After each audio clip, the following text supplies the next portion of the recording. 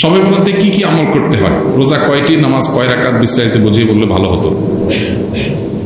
এটা এখনো পর্যন্ত এই মাসালা জানে না এমন মানুষ আছে কিনা দেশে, খুব বেশি আমার জানা নাই।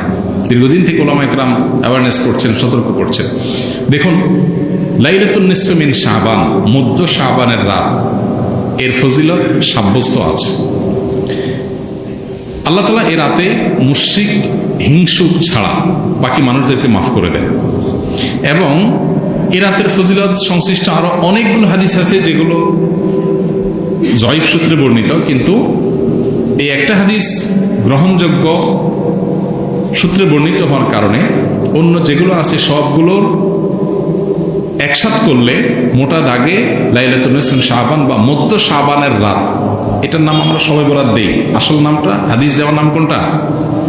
লাইলাতুন নিসফে মিন শাবান, মধ্য শাবানের রাত। শবে বরাত এটা আসল নাম না।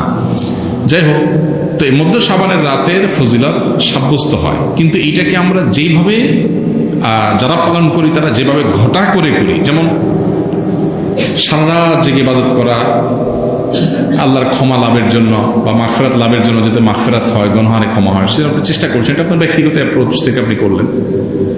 এই রাতের রোজা, এই দিনের রোজা আপনি আইয়াম বীজের রোজার অংশ হিসেবে রাখলেন, শাবান মাসে বিশেষ রোজা রাখলেন, রাসূলুল্লাহ সাল্লাল্লাহু আলাইহি ওয়াসাল্লাম সেই হিসেবে রাখলেন, খুবই প্রশংসনীয়।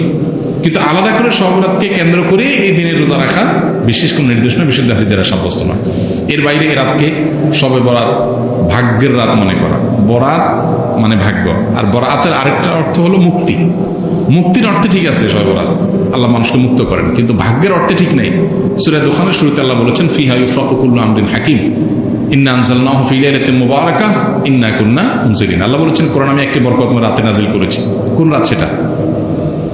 ওই যে ইন্না আনজালনাহু ফি লাইলাতিল কদর। আরেক জায়গায় আল্লাহ বলেছেন, কোরআন আয়াতের ব্যাখ্যা করে আল্লাহ বলেছেন, ফিহা ইউফরাকু কুল্লু আমরিন হাকিম। যে রাতে কোরআন নাজিল হয়েছে সে আয়াতে, সে রাতে গুরুত্বপূর্ণ সব বিষয় ধার্য করা হয়। তার মানে লাইলাতুল কদরে গুরুত্বপূর্ণ বিষয় ধার্য করা হয়। অতএব সব রাতে ভাগ্য নির্ধারণ করা হয়, এটি বিশুদ্ধ মত না।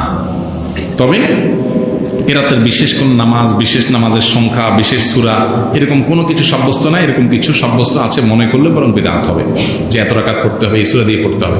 আল্লাহর মাগফিরাত লাভের জন্য আপনি যদি চেষ্টা করেন সেটা প্রশংসনীয়, সেটা ভিন্ন বিষয়। প্রত্যেক রাতেই তো আপনি আল্লাহর মাগফিরাতের জন্য চেষ্টা করা কর্তব্য বা করা উচিত। আল্লাহ তাআলা প্রতি রাতেই ভোর রাতে মানুষকে ডেকে ডেকে ক্ষমা আহ্বান করেন।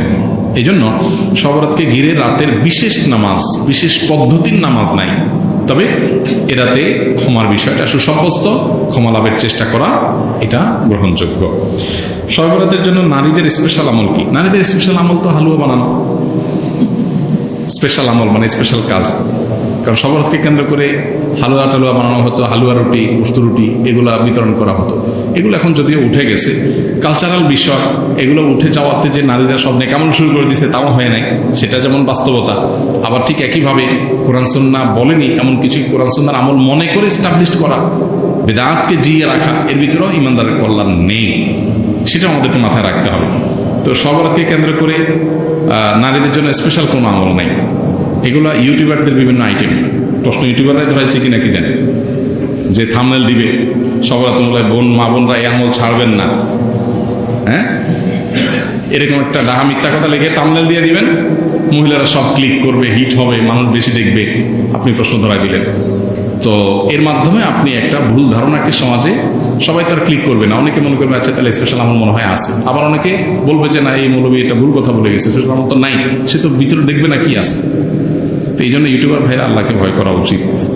সামান্য ভিউয়ের জন্য মিথ্যা কথা, দুই নাম্বারই করা, হ্যাঁ, এবং চালাকি করা, এগুলো অনুচিত কাজ।